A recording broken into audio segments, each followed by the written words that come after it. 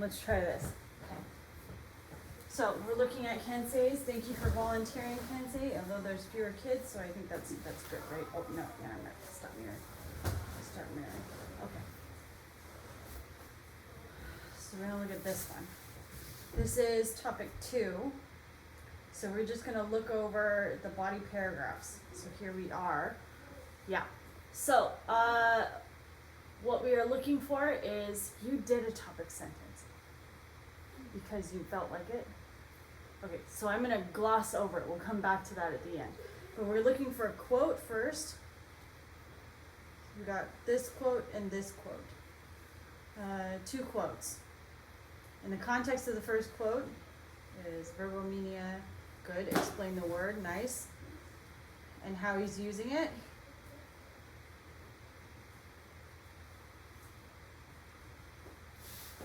That's fine.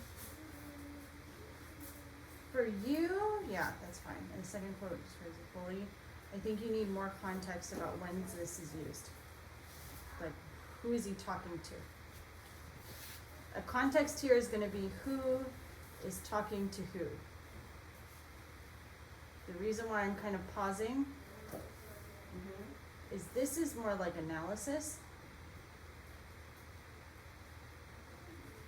And then you're missing the who is talking to who. In the first quote, he's talking to himself, right? So this is internal, we call this internal dialogue. This is internal dialogue. The second one, I think he's talking to somebody else. Is he talking to someone else or is it inside? Inside? Okay, so then we're inside. That might be part of your analysis. Okay. So then evidence. One. What? So then this analysis should be connected to your idea, right? At the beginning of the story, that's okay. This is analysis.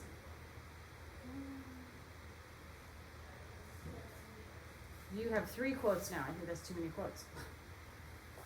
This quote should go up here, right? But I think that you have a solid, and here's where your topic sentence. You are saying your analysis is supposed to be that he uses big words to insult people. Right? That should be in here, this part. How do you know it's an insult? If we were to do an example analysis, yeah, thanks to my dad, the verbomaniac. The word maniac is like a negative word. I call people a maniac. I have to read his dictionary of weird words. Weird words, in this case, is that a positive or a negative connotation? Negative. Negative. It's being negative. So then you say his use of the word, if I was going to say use of word weird and verbomaniac is connected to their insults, right? And you can say maniac means, and then you look it up. This is a negative word, right? Okay. Negative. I think that you don't. I think you can use. I think you can use this quote and this quote. I don't think you need both the first quote, number 1, and the third one. So I think that's okay. Now, we're gonna look at this topic sentence. Nick uses big words to insult other bullies. That's fine. I think you can include in here. This is a side note, Hito. This is not part of the homework. Include that it is internal. It's inside. So it's not like he's saying it to his face. Like, you're weird and you're a verbal maniac. That's definitely an insult. But it's like he's using it inside. Why is he using these words inside? Because he doesn't. It's insulting, but also why would you do it inside and not outside? Yes. Yes? Because he doesn't want to tell it to his bully or the bully will punch him. Okay, so he doesn't actually want to say it. And why he doesn't want to say it, maybe you have different reasons, right? Like, he's probably afraid of the bully. I agree with that. Is he afraid of his dad? Yes. Maybe, yeah. So he's afraid of his dad. So then you can include that in your analysis. Why is it internal? I think it's internal because we're talking about his bully and his dad. Yes? Doesn't Nick hate his father?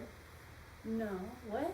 Doesn't Nick hates his bother. You can add that to your analysis. This is not a Socratic seminar. We were just looking at the outline. Okay, you can argue that. I'm not answering that question though, because there's no right answer to that question. Okay, Nick uses big words to communicate with April. That's fine. You have your quotes here. Quote, quote. Yes, that's nice. These are reversed. These are the wrong numbers. Yeah, right? Okay, so check. I think those are reversed. April, red flag. I think you need to check your order. These are two different conversations, so you need context 1, context 2.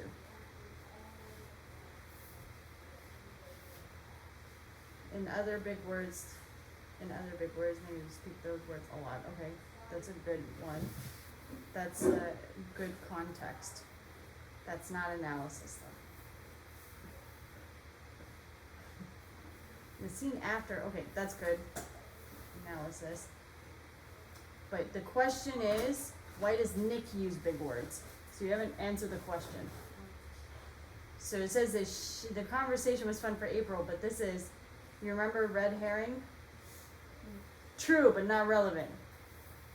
True, not relevant. I want you to refocus on answering the question. So your analysis, what's missing is you need to answer the prompt. The prompt being, why does he use big words? And I think you got the right area. I know you know the right answer. So then,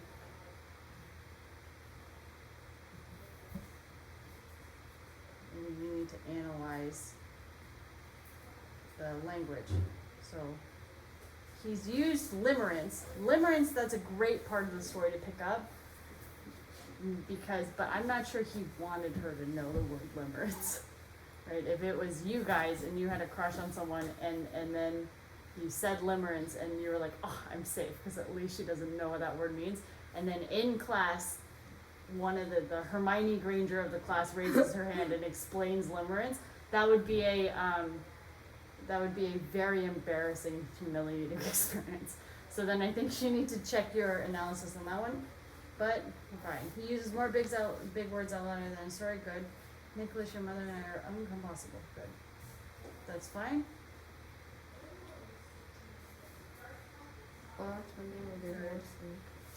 Good. This one's very clean. Clean. Good context, good quote. The analysis is good,